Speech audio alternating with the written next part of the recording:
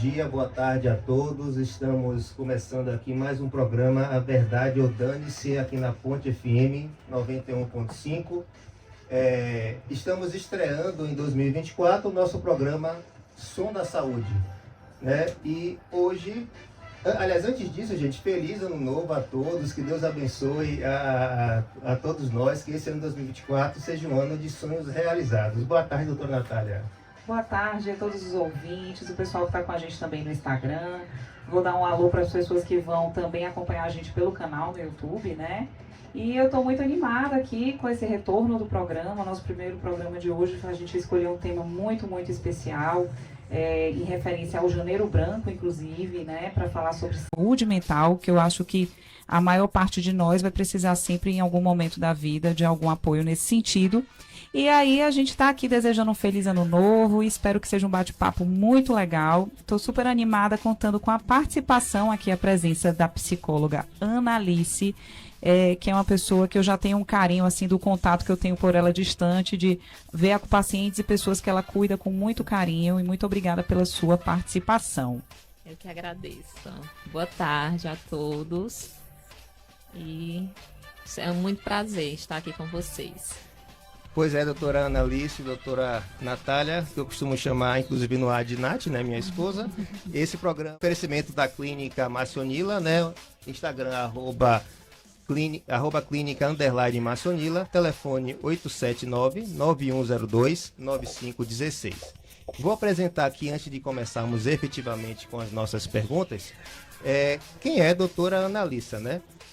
Analice, ela é psicóloga formada pela Universidade Federal do Vale do São Francisco, atua no atendimento à saúde mental da mulher há 6 anos, né, desde o planejamento familiar, gestação, puerpério e reprodução assistida, pesquisadora na área de saúde mental gestacional no programa de pós-graduação em psicologia no mestrado da Universidade Federal do Vale do São Francisco, pós-graduada em reprodução humana assistida e educação psicossocial na infertilidade, especialista em psicologia perinatal, especialista em terapia cognitivo-comportamental, capacitação em saúde mental perinatal e capacitação em psicologia na gestação e puerpério.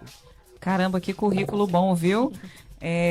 Analice, a gente vê no seu currículo, né, falando todos esses títulos, o mestrado que você está prestes a concluir, inclusive, que você foca realmente muito na saúde da mulher. E eu, particularmente, né, tenho muito interesse em tudo que envolve a saúde da mulher, porque eu sempre tive muita afinidade com esse público feminino. Eu fiz a residência em ginecologia e obstetrícia, que eu não atuo mais, hoje na ultrassonografia, e eu acabo, inclusive, criando amigas com as pacientes. E as pacientes, né, as mulheres que querem engravidar, elas geralmente são justamente essas mulheres, elas acabam fazendo mais exames, elas acabam precisando de uma investigação maior, e isso acaba aumentando aquele vínculo que a gente tem. E muitas vezes até eu tento, né, cumprindo meu papel social, além de médica, de profissional, inclusive quando eu percebo alguma situação que eu identifico ali naquela conversa, é muito difícil eu não notar uma ansiedade numa paciente, até porque a situação realmente é um momento que deixa a gente mais ansiosa. E aí eu acabo comentando isso, da importância do papel do psicólogo ou desse acompanhamento. E aí eu queria que você falasse pra gente abrir aqui, para quem estiver entrando agora, gente, ouvindo a gente a partir de agora, a gente vai falar sobre essa importância do apoio emocional, do apoio psicológico e focar um pouquinho para as pessoas que estão tentando engravidar. E aí eu queria saber, assim, por que esse cuidado emocional, ele é tão importante nessas pessoas que estão passando, não nas mulheres, nas famílias, na verdade, que estão passando por esse processo de tentativas de engravidar. Então, Natália, veja, quando a gente fala sobre ansiedade, é importante a gente enfatizar que a ansiedade ela é uma emoção, assim como tantas outras que nós temos, e ela faz parte da nossa existência humana, né? Ela serve para nos prevenirmos de situações, por exemplo, que envolvam perigo real ou imaginário, serve para nos preparar, por exemplo, diante de algum exame, de alguma consulta médica, de alguma entrevista. E ela faz parte, de fato, da nossa existência, tá? E quando a gente fala sobre o planejamento reprodutivo, sobre tentar engravidar, existe aí um preparo para isso, né? Não é somente para o uso do anticoncepcional que a mulher vai conseguir engravidar. Muitas têm essa percepção, que é somente deixar o uso do método contraceptivo que vai acordar grávida, né? Acordar grávida. Fala assim, a gente quer engravidar, a gente quer acordar grávida no outro dia. Exatamente. A gente não quer esperar muito, Exatamente. Né?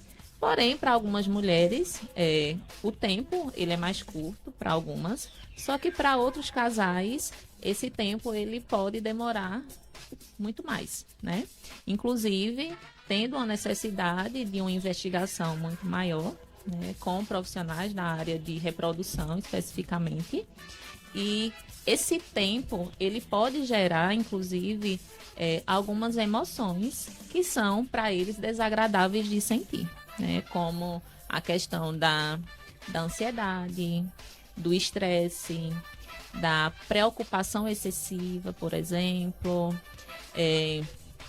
o medo, a culpa, inclusive, né? A culpa por não conseguir engravidar.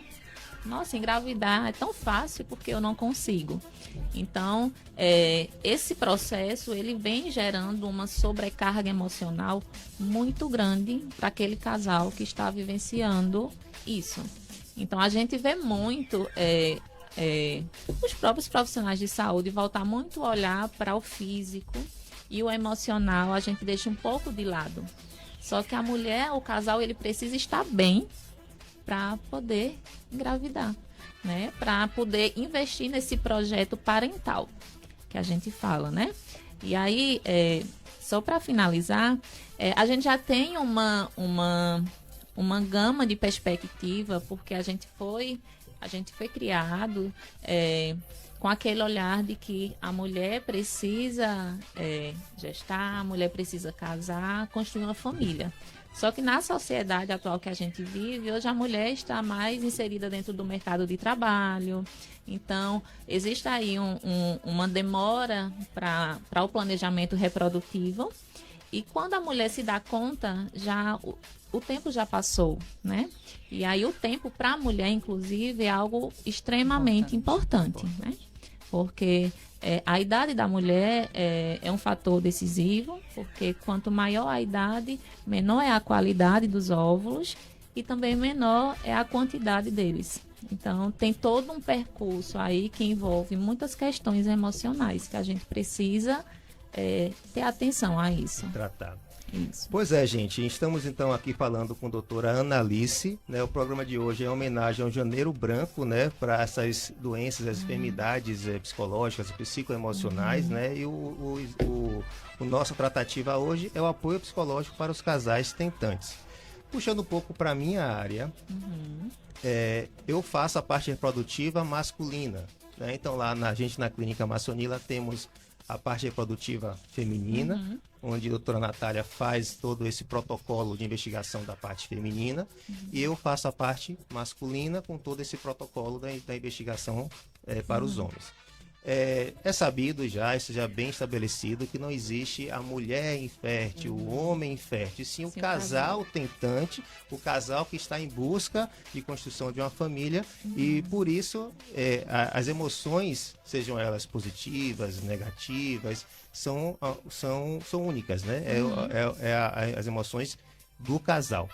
E aí, puxando essa minha atuação com a atuação de Natália, eu queria saber da sua experiência. Na minha experiência, no consultório, por exemplo, quem leva o homem para fazer o exame é a mulher. Aí eu queria saber da sua experiência. O casal vai em busca de você e fala esses anseios, ou geralmente vai mais a mulher? E aí eu pergunto também, quais são essas emoções que estão transbordando de maneira mais fervente no seu dia a dia, né? Tanto do homem quanto da mulher? Perfeito. Na minha experiência na prática clínica, né, principalmente voltada para a questão da infertilidade, da investigação da infertilidade, existe um meio termo aí. A maioria das minhas pacientes, elas chegam ao consultório sozinhas, né? E aí a gente faz aquele preparo de psicoeducação, de que a infertilidade, ela é do casal, apesar de existir um fator, seja ele feminino ou masculino, a infertilidade é do casal, e aí a gente tenta falar da importância do companheiro nesse momento, né? Porque não existe um cuidado do casal sem o parceiro junto. Então, na minha prática clínica, é muito comum, sim, eu atender mais mulheres do que o casal, né? Mas claro que tem algumas situações específicas que o casal ele chega junto na clínica, ele traz essa parceria com a esposa, né?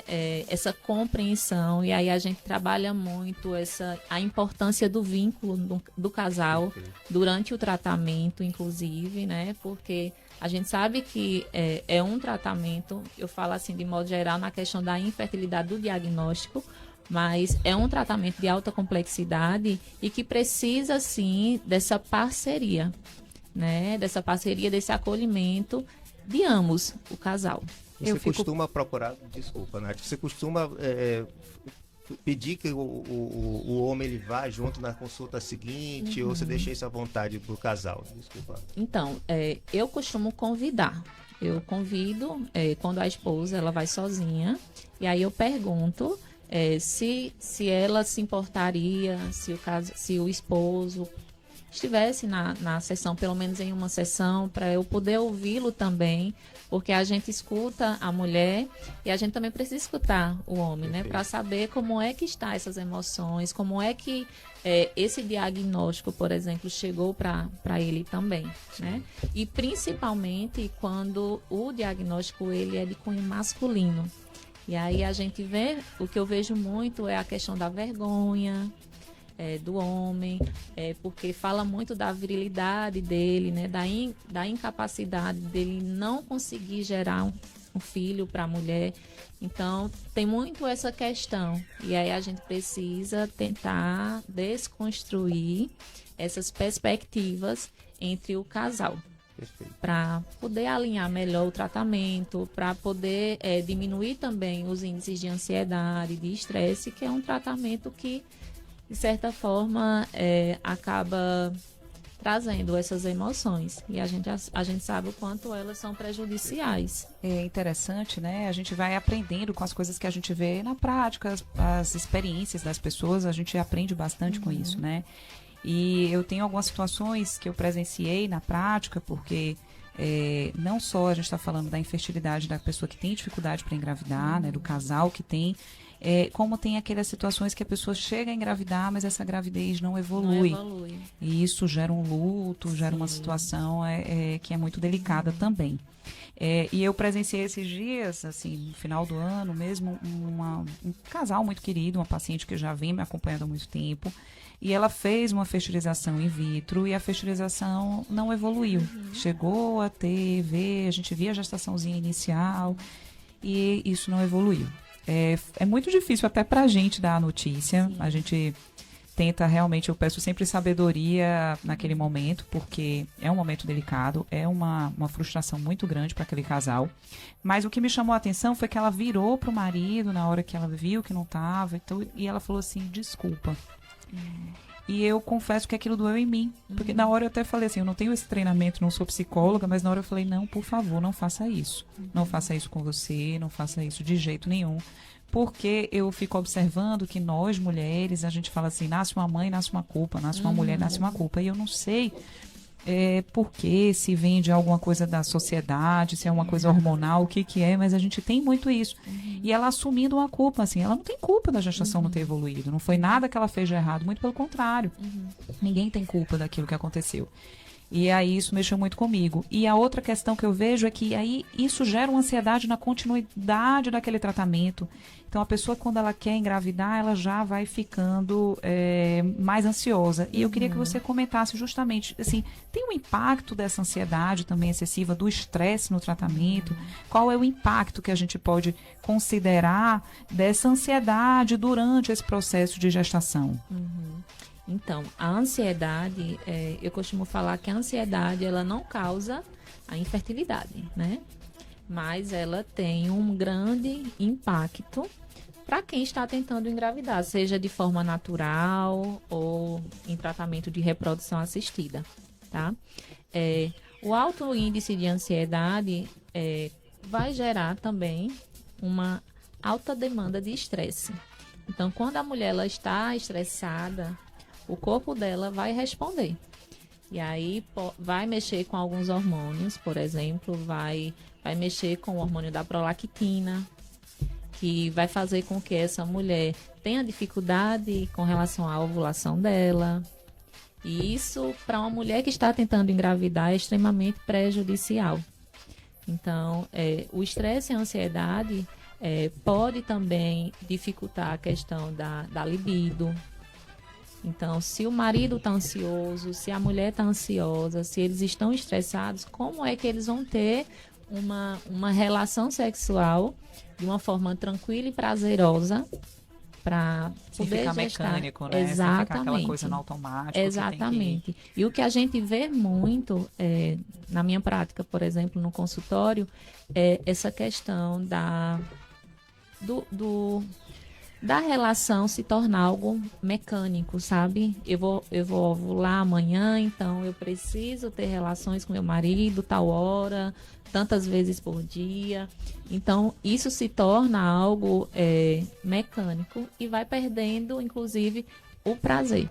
E aí é algo que a gente precisa se preocupar diante do casal, porque o tratamento ele vai existir, mas a relação ela precisa continuar de forma afetuosa, respeitosa, porque para além do tratamento existe uma família, existem vidas, né? Então eu costumo sempre falar que não é somente tentar engravidar, mas sim manter uma relação saudável, uma futura gestação saudável, porque isso é o que mais importa nesse momento.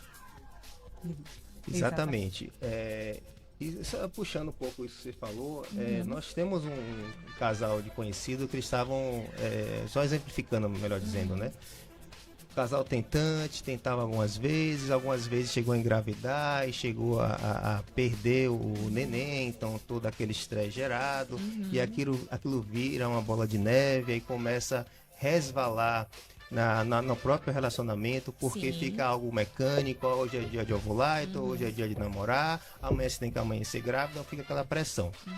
E nesse inteirinho, esse casal foi seguindo a vida, trocaram de apartamento, né? E numa dessas viagens de mudança, né, no apartamento novo, aconteceu de maneira espontânea, sem programar nada, e a gestação veio de maneira muito tranquila e não teve nenhum tipo de diagnóstico prévio, nenhum dos dois, né? E, ou seja, o que se explica, né, supostamente, é esse fator emocional, esse estresse, essa pressão deles com eles mesmos, e o corpo não conseguia responder. E por falar em corpo não conseguir responder, isso é uma outra questão que eu quero aproveitar fazendo esses dois links, então, entre esse processo. Quais são os sintomas que você vê, assim, da ansiedade desse casal, tanto no pré-concepcional, ou até mesmo esse casal que é um casal tentante, mas descobriu a gravidez hoje, e o medo de você perder essa gravidez, já que a primeira tentativa já foi algo demorado, algo sofrido. Perfeito. Quando a gente fala sobre as tentativas, né, e sobre perdas, é importante falar que quem vivencia esse processo gestacional de tentativas, desde as tentativas naturais, como também nos tratamentos de reprodução assistida, o casal, eles vivenciam diversos tipos de lutos. Lutos reais e lutos simbólicos. Os lutos, por exemplo, da perda da infertilidade, perda da fertilidade, perda pela dificuldade de não conseguir engravidar de forma natural, o luto pelo embrião que não foi implantado, o luto pela gravidez que não evoluiu, porque a gente sabe que na nossa sociedade elas não validam muito esse luto, né? Então é importante a gente falar sobre isso e validar e acolher esses casais. E aí, quando você traz essa questão dos sintomas de ansiedade, por exemplo, de modo geral, os sintomas de ansiedade, ele é caracterizado de algumas formas, como físicos e cognitivos também. Os sintomas físicos, normalmente, a gente percebe o casal relatando, por exemplo, dores abdominais, sudorese frequente, dores de cabeça, coração muito acelerado, quando vai ao médico, por exemplo, dificuldade para respirar, então aquele excesso, a respiração ofegante, dificuldade para dormir, por exemplo. E aí vem os sintomas cognitivos de que eu não vou conseguir dar conta.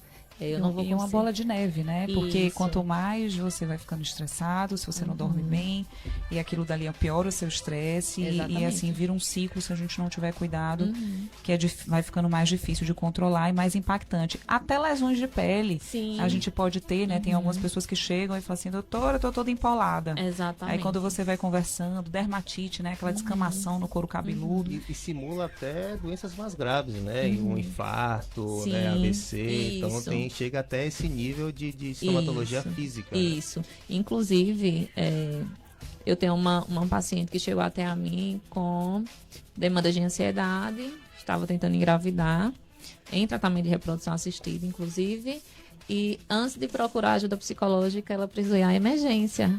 Ela foi à emergência porque ela estava com todos os sintomas de um infarto, né? Então, ela precisou e a pessoa, fazer é interessante isso. você falar disso, assim, porque, claro, que a pessoa sentir sintomas que podem ser infarto, a primeira coisa que tem que excluir é realmente se aquilo dali é um Isso. evento, né? Ela vai precisar ir para Exatamente. emergência e tudo. E aí a gente, às vezes, vai vendo que a ansiedade, a pessoa, ela não é uma coisa que mexe tanto com a cabeça que ela não tem consciência, não é uma coisa que a pessoa está fazendo porque ela quer. Exato. Ela não está querendo chamar a atenção de ninguém, ela realmente está sentindo aquilo dali.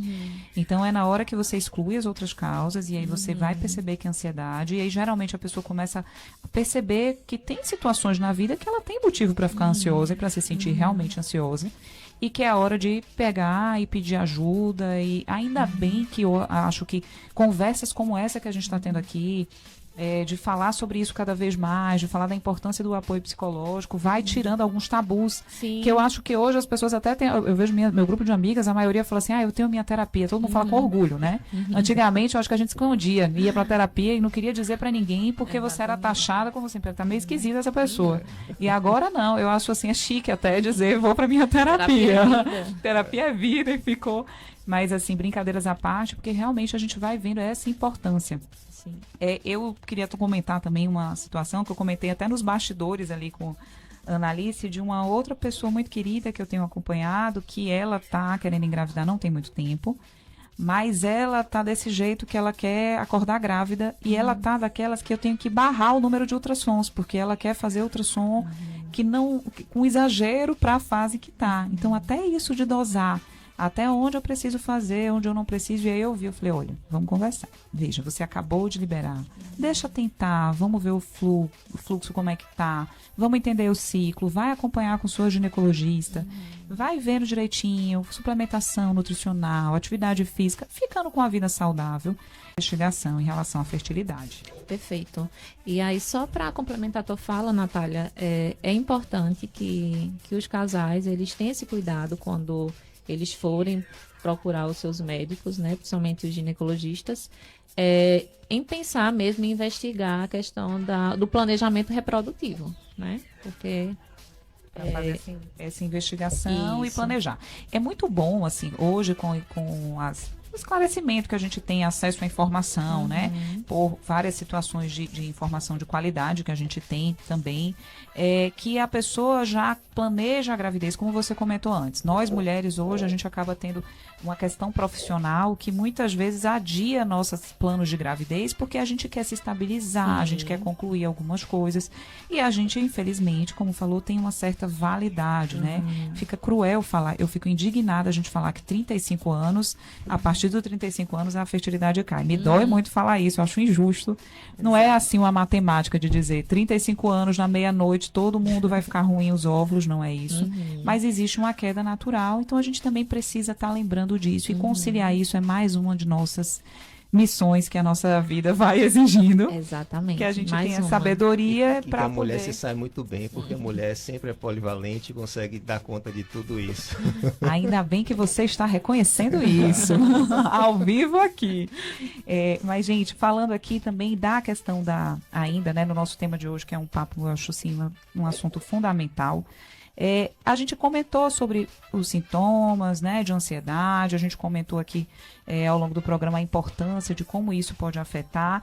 E aí eu queria saber, assim, umas dicas se a gente pode dar para as pessoas de quais as estratégias que a gente pode dar para a mulher e para o casal, na verdade, para poder lidar e diminuir um pouco as emoções que podem atrapalhar nesse processo. Tá. A primeira coisa é o acolhimento. Acolher as emoções, compreender que essas emoções elas estão ali existindo devido a um percurso, a uma história, né, deles, porque não foi em vão, não foi fácil eles chegarem a um diagnóstico, como também a um percurso de diversas tentativas e de diversos negativos. Então seria até estranho esse casal se sentir feliz, né, diante de tudo isso. Então, o acolhimento entre eles é primordial. E aí vem algumas estratégias que o casal ele pode utilizar, como, por exemplo, praticar uma atividade física. A gente sabe que a atividade física, ela libera aí hormônios, a serotonina, e traz hormônios aí de liberação de muito prazer e vai ajudar muito nessa questão da redução da ansiedade, como também do estresse. Praticar algumas atividades relaxantes, como meditação, yoga também, técnicas de respiração. Nós temos a respiração diafragmática. Além disso, uma boa alimentação é fundamental. E esse acolhimento entre eles, sabe? Sair um pouco do foco é importante para que esse casal ele consiga lidar melhor. E a psicoterapia, né? Sim. Porque é uma ferramenta muito potente para ajudar esse casal a lidar com essas situações e buscar estratégias de enfrentamento desse problema. Perfeito. A gente está com o tempo estourado, nem percebi, eu estava nem olhando para o pessoal aqui, para eles não sinalizarem para a gente, porque o bate-papo estava tão gostoso. Eu queria agradecer a todos os ouvintes, né, dar um feliz ano novo para todo mundo. Torço de coração que todas essas mulheres que estão passando, essas famílias por esse processo, que tenham sucesso, que tenham êxito e que não demorem para buscar ajuda, porque já entenderam da importância de todo um conjunto de ações para tomar. E muito obrigada pela entrevista, obrigada pela participação. Uma ótima semana para todo mundo. Pois é, só lembrando que é um oferecimento da Clínica Maçonila, né, sua clínica de ultrassonografias especializadas. E o programa hoje, o Som da Saúde, foi com a doutora Analice, psicóloga. Muitíssimo obrigado. Foi um bate-papo muito legal que passou correndo, a gente nem sentiu. Foi. Até daqui a 15 dias, pessoal. Até. Tchau, tchau. Obrigada. Tchau, tchau.